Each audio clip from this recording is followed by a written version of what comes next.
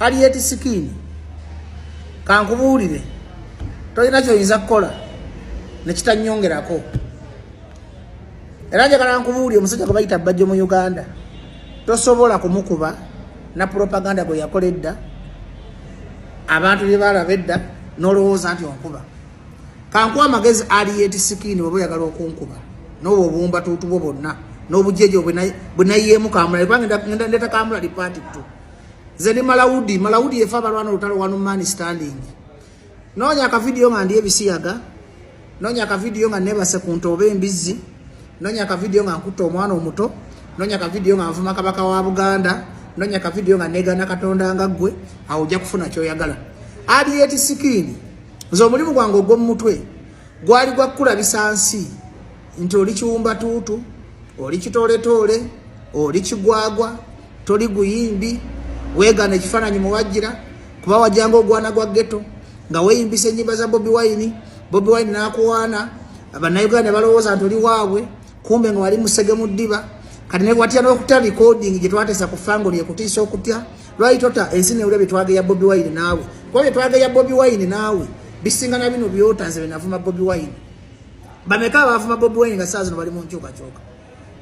era niyagamba nti bannayuganda tuboteekayo Bajjo nga avuma Bobi Wine nti bakirabanga ekipya nina movement ku TV z'eggwanga zonna ku social media zonna toyina kipya leetayo ekintu ekipya leetayo Bajjo nga ali mu loogi yebase ku musota leetayo Bajjo nga ali mu loogi akomba amabeere g'embizzi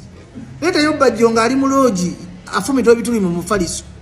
leetayo Bajjo nga ali mu loogi akakaakaana akatumukwano bye biyinza okunkuba omala obudde aliyeti sikini oseka sente mu blog aliyeti sikini ate nze ntandika butandisi ate siina kyenfirwa mu Uganda siina bosi wange goli guyimbi abawagizi bakendedde osiba ku internet wafuuka kibuloga kati kyenyale mu kyakongeddemu amaanyi bubuloga bwene mubona bwakwegasseeko mu kulabisa ng'obwongo obugamba nti okola kumbe Katonda akuggyeko ekisa kye akuggyeko n'otusanyalaze tobadde oyina kuba toli guyimbi oli gudodoomi oli kumala udi Bajja asobola okukyankalanya ensi yona one man standings yakubako muhoozi n'akaaba nakuba muhoozi n'ayita ente amannya g'ekisudani nakubako Museveni n'akaaba kati gwe kiwumba tuutu gwe kikukyali yeti sikini nze Balawudi ngenda kuwamu kasukaali kokka gwe mpaamu okuva ku Friday Saturday Sunday nja kuwamu kasukaali kyemanyi ojja kudduka mu nnyumba kati ze buli video ze muteekayo zinkolera nze Bajjo events eyavaako ku mulamwa ne mala nenguddako bannayuganda bamanyi kyendowooza kati ndi ku side yaabo ate nina eddembe ate liyampita gwali yeti sikini kankubule teri yampita mu bisitwago zenna byereetamu tebiriiko nnyini byo nkola binyumibwa Uganda si ya nnyoko si ya jjajjaawo kebe siturago ne buleetaga video agakadde nze ndi mu kunyumirwa gwe banga oyongerayo erinnya Bajjo ne gwe abantu balaga ensi kakati gw'obongo obugamba bwe natabi video ebikadde bw'abantu bayombe kati bayomba ndya waabwe gwe bawagizi bakusasulira okujja okukulaba wabeegaana n'ogamba toli kumaanyi gaabwe bajja kufuula ddeeni n'obuuza nti wakulirako olimba mu firebase n'obuuza nti fango nekitebe kya nuupu n'oyita abawagizi ba nuupu obwabwabwe toyawula nange be navuma Bobi Wine mukalulu ate kumulova nga nali ku contract kale n'olaba omuto gw'emmala ekivubuka gwe nkusaasidde kuba gwagenze mu Guinness Book of Record gwe kivubuka ekize n'otusanyalaze tobaakuwaako otusanyalaze ne tugenda kati wafuuka kibuloga osibye ozunza ku Facebook obi ku internet oguze obuyaye buvuma bona tebunsobola oba nkuyamba esooka envumireko ku side yo deni malenzire ku side yange kuba temumanyi kuba ffe tukuba with facts tukuba with a lot of information. I'm a professor, my friend, aliyeti sikini, and I'm a professor in everything you are trying to do because I'm a real professor and I lose nothing in this life. I'm my own boss. I don't need the supporters to come and enter my events. Go itaga bagizo kujokusa okulaba mugavurugo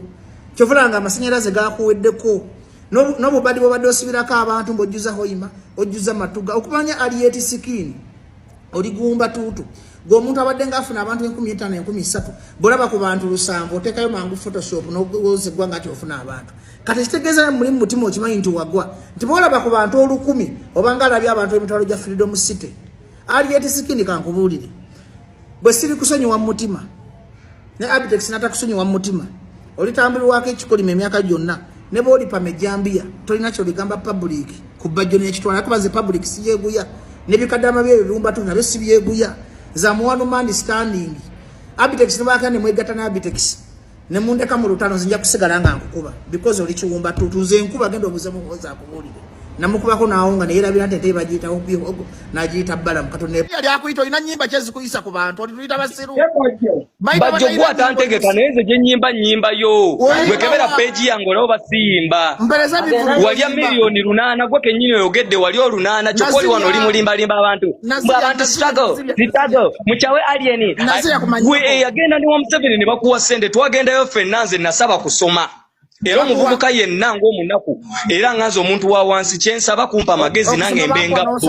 kubanga we bampa okusoma yensonga lwaki nakati nsoma ndi ku Victoria University nsoma lwaki nti enkya nsobola okujja ne neesimbawo mbeere Museveni nsobola okubeera n'ebisanyizo ebyesimbawo okubeera pulezidenti naye gwe obutalowooleza mu maaso walowooza just bukadde 8 bw'ogenda okulya enkya ne buggwawo kati bwaggwawo ne weefula yagala okudda eri abantu weefula yagala ennyo Bobi Wine kumbo lwaki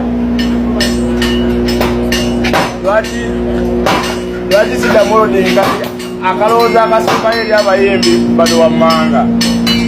alabanze gwe mukopa nafunyo bizinesi endala kati ate abatalinawo lwaki temutandika amabajjiro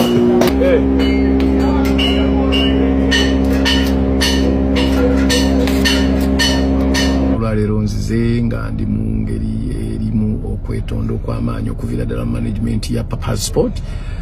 olw'ebyo obuvidiyo bwafulumye awo nga bulimu ebintu ebitagasa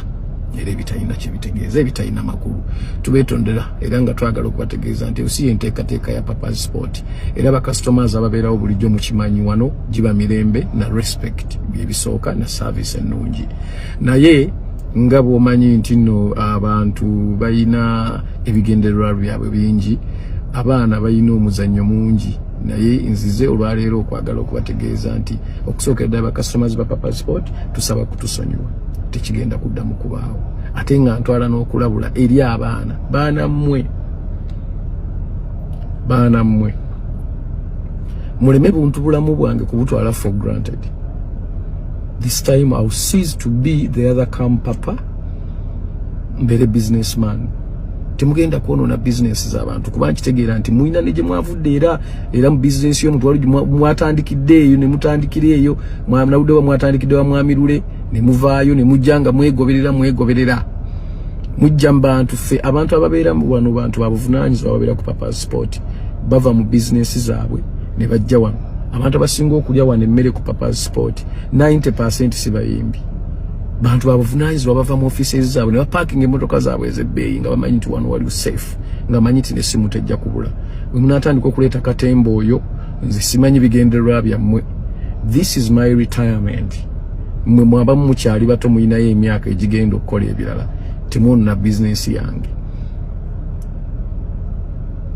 Njagala okole ekyo ky'olina okukola ngozo bwe mwagala kulwana mugende mu luguudo mulwane naye mujje stances zammwe mu business z'abantu ne mujja ne mutandika n'oli otandika nga ne kamera weeri meaning do you intend to do that munoonya content my friend nsobola okufuna content nga sonoonya business ya muntu